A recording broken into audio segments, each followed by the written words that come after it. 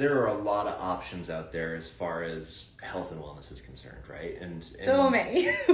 Really, how do you prioritize what's important, what's not? Where do you want to spend your money? Where do you want to spend your time even in some of the modalities? And having some scientific rigor behind the products that you're using is important.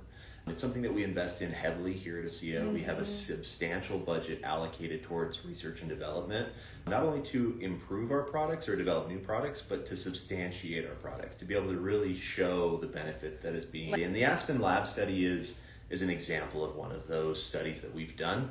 Interestingly, the Aspen lab study originally was designed simply as a safety study. Every time you make improvements to your product, anytime you tweak the formula, like we have increased the redox signaling molecule content over the last few years, you have to do additional safety studies to prove safety, to be able to re-register in markets. So the Aspen Lab study started as that, but as we started working with them, we saw that they had some additional capabilities in their lab analytics to be able to take a look at some important biomarkers.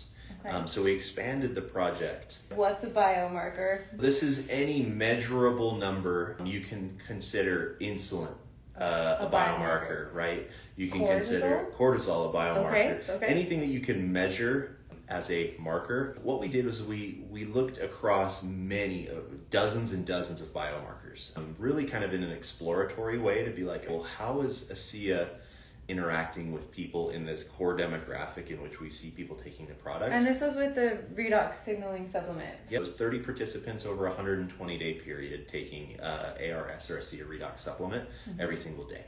What was interesting is of course, the Aspen lab study showed that Asea is 100% safe. Yes. But some of the interesting things that we saw was indicators showing that the physiological load on the body was reduced over that 120-day period.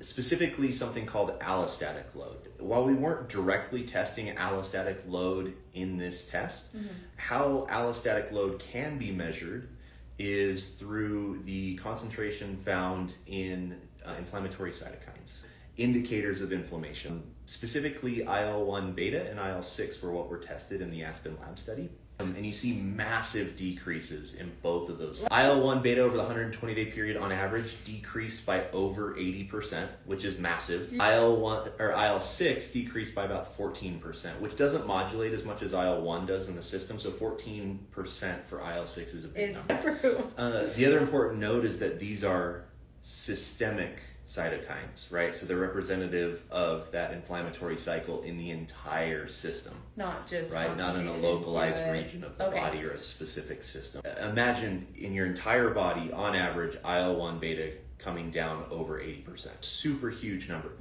Now, the reason that's important is when we talk about this concept of allostatic load and this idea of balance, right? There's obviously a huge trend towards anti-aging. There's a huge trend towards health span. And really what these are focused on, these areas of health and wellness are focused on correcting imbalance over time. Well, what causes imbalance is a load on the body that exceeds the body's ability to respond to that load and get back into balance. The other example that I like to use, car or truck tires. When you're driving down the highway, imagine you hit a large rock with your tire and it misaligns your tire. If you go to the tire shop and have your tires aligned immediately, there's really no accelerated wear of the tire. But if you allow that misalignment drive for 3,000 miles on it, the wear pattern is accelerated and now you need all new tires. That's what's happening in the body. When the body is able to correct that misalignment immediately or respond to that stress, you don't have any long-term imbalance. But when the load exceeds the body's ability to respond, then you have a persistent imbalance over time. What's really interesting about the Aspen Lab study is showing that Asea is really at the core of this resilience. I like to refer to it as resilience. The key to health span, the key to longevity, the key to aging well or aging stronger is this idea of resilience. And Aspen Labs provides one piece of evidence that Asea and redox signaling molecules enhance your cell's ability to signal and therefore enhance your resilience, which has a ton of upstream impact that kind of cascades down throughout the entire system that leads to a whole host of health benefits.